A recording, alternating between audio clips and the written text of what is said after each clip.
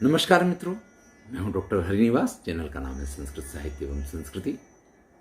10 रूपक चल रहा है। हमने स्वकीय नायिका देखी, परकीय नायिका देखी। आज हम चर्चा करेंगे सामान्य नायिका, जिसको वेश्या भी कहा जाता है, जिसको साधारण स्त्री भी कहा जाता है। 10 रूपककार लिखते हैं, साधारण स्त्री गणिका कला प्रागल्भ्य धौर्त्य युग। साधारण स्त्री वो होती है जो गणिका होती है, कला पारंगत होती है, जो प्रगल्भा नायिका के गुण होते हैं उस प्रकार के प्रागल्भ गुणों से युक्त होती है, धौर्त युग, और उसमें धूर्तता भी पाई जाती है। आगे कहते हैं, तद व्यवहारो विस्तरतः शास्त्रांते निदर्शितम्। भाई इनकी चर्चा अन्यत्र विस्तार से की गई है, लेकिन यहां दिंग मात्र, यहां तो हम उसका दिशा निर्देश मात्र कर रहे हैं, विस्तार से इसकी चर्चा नहीं की जाएगी। तो जो वेश्या है या जो साधारण स्त्री है उसके लक्षण को बताते हुए कहते हैं, छन्न काम सुखार्ताग्न स्वतंत्रा हम यु षंडकान रक्तेव रंजयेत आढ्यान निश्वान मात्रा विवाशयेत। वेश्या का स्वभाव भी आ गया इसमें और उसका कार्य भी आ गया। जो प्रच्छन्न रूप से अपनी काम इच्छाओं को पूर्ण करना चाहते हैं, ऐसे लोगों को, इनको छन्न कामा कहा जाएगा। यानी कुछ लोग ऐसे होते हैं जो ऊपर से तो बड़े धर्मात्मा होते हैं, या घर में पत्नी है, सब कुछ है, लेकिन फिर भी उनकी इच्छाओं की तृप्ति नहीं होती है, तो वो ऐसी जगह पे जाया करते हैं। तो ऐसे लोगों को जो छन्न काम है, सुखारता, कुछ अपने सुख की प्राप्ति के लिए वहाँ जाते हैं। कुछ अज्ञ लोग भी होते हैं जिनको पता ही नहीं है कि ये होता क्या है काम सुख, चलो, तो ऐसे कुछ बच्चे भी पहुँचते हैं जिनको हम मूर्ख, यहाँ अज्ञ का अर्थ है कि जिनको काम का ज्ञान नहीं है, एक उत्कंठा है, एक जानने की अभिलाषा है, ऐसे बच्चे भी वहाँ पहुँच जाया करते हैं। स्वतंत्र, कुछ निरंकुश प्रकार के लोग होते हैं, वो कहते हैं कि जो भी है ठीक है, हम तो ये भी करेंगे। अहम यु, कुछ अहंकारी लोग होते हैं, उनको अपने स्टेटस को दिखाने के लिए इस प्रकार के गणिकाओं की जरूरत पड़ती है कि नहीं, हमारे यहाँ तो इन लोगों का भी आवागमन होगा।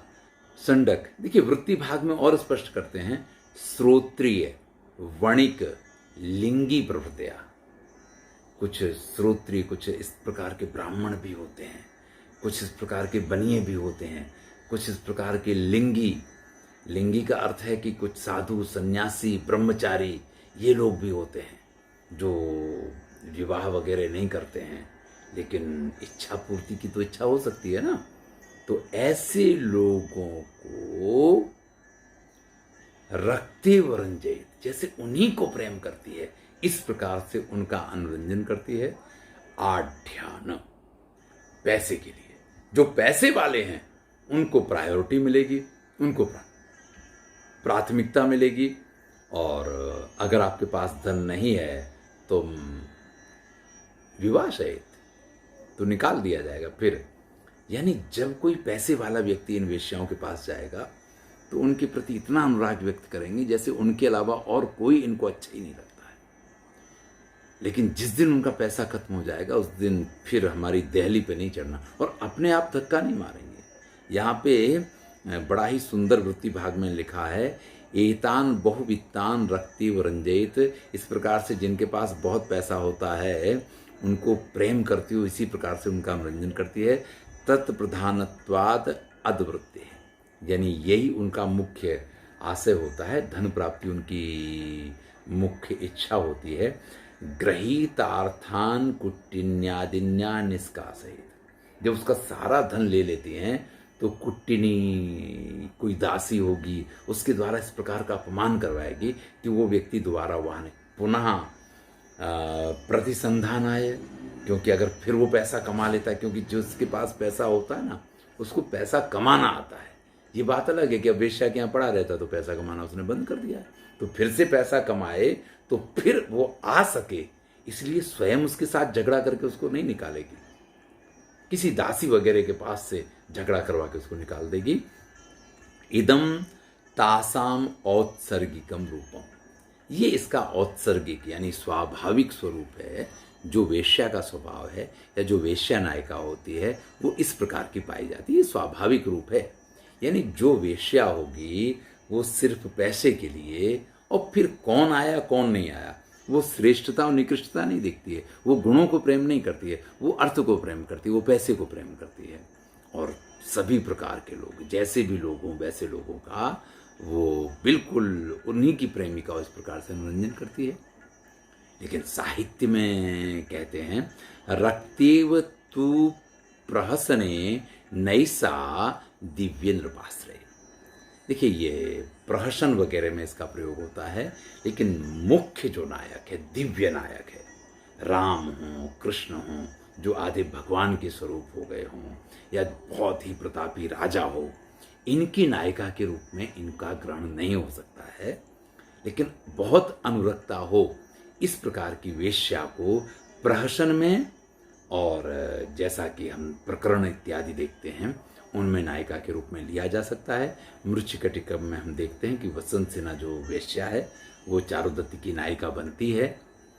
प्रहसन में इस प्रकार की नायिका जो है वो हास्य का ही कारण बना करती है, भले वो प्रेम करती हो, अनुरक्त हो, लेकिन फिर भी वो हास्यास्पद बना करती है। लेकिन जो मुख्य श्रेष्ठ, जिनके आचरण को समाज में आप एक उदात्त नायक के रूप में या एक श्रेष्ठ नायक के रूप में, अनुकरणीय रूप में प्रस्तुत करते हैं, ऐसी किसी भी रचना की नायिका के रूप में इनका समावेश नहीं हो सकता है। नाटकादौ तु दिव्य नृप नायके नैव विधेया, ये स्पष्टता की है कि नाटक इत्यादि, क्योंकि ये बहुत प्रचलित होते हैं और बहुत प्रचलित होने के साथ साथ इसमें क्या होता है कि इसकी कथा अनुकरणीय होती है, लोग इसका अनुकरण करते हैं। तो ऐसे कथानकों में जहां आपका नायक दिव्य हो, कोई श्रेष्ठ राजा हो, तो आप उसकी नायिका के रूप में इनको नहीं ले सकते हैं। तो ये नायिका के कुल मिलाकर के स्वकीया, परकीया और सामान्य जो थे उनके प्राथमिक भेद हमने देखे। स्वकीया के 13 भेद देखे, मुग्धा, मध्या के 6 और प्रगल्भा के 6। परकीया के 2 भेद देखे, एक कन्या जो वास्तव में स्वकीया बनने की पूरी पूरी अधिकारिणी होती है, लेकिन चूंकि वो पिता के अधीन होती है इसलिए उसको परकीया कहा गया है। और वास्तविक परकीया जो हमारे साहित्य का विषय नहीं बन सकती है, संस्कृत वाले ऐसा मानते हैं। ये बात अलग है कि पाश्चात्य साहित्य में, और विशेष करके जो वर्तमान में जो खुद को मॉडर्न लेखक मानते हैं, उनकी रचनाओं में इस प्रकार के पात्र पाए जाते हैं। सामान्य के बारे में हमने देखा कि वो वेश्या होती है, अर्थ ही उसके लिए महत्वपूर्ण है, व्यक्ति उसके लिए महत्वपूर्ण नहीं है, वास्तविक स्वभाव उसका उसी प्रकार का होता है। लेकिन जब हम साहित्य की बात करते हैं तो जैसे कि मृच्छकटिकम में वसंत सिन्हा अनुरक्ता नायिका है, तो अनुरक्ता वेश्या को आप नायिका बना सकते हैं, लेकिन वहाँ पे भी इस चीज़ की स्पष्टता की है कि आप किसी श्रेष्ठ राजा या दिव्य नायक की नायिका के रूप में इसको स्थान नहीं दे सकते हैं। धन्यवाद। अब जो नायिका के प्रसिद्ध 8 भेद हैं, वासक सज्जा वगैरह, उनकी चर्चा हम अगली वीडियो से प्रारंभ करेंगे। धन्यवाद। मैं हूं डॉक्टर हरिनिवास और चैनल का नाम है संस्कृत साहित्य एवं संस्कृति। आनंद लीजिए, मित्रों के साथ शेयर कीजिए।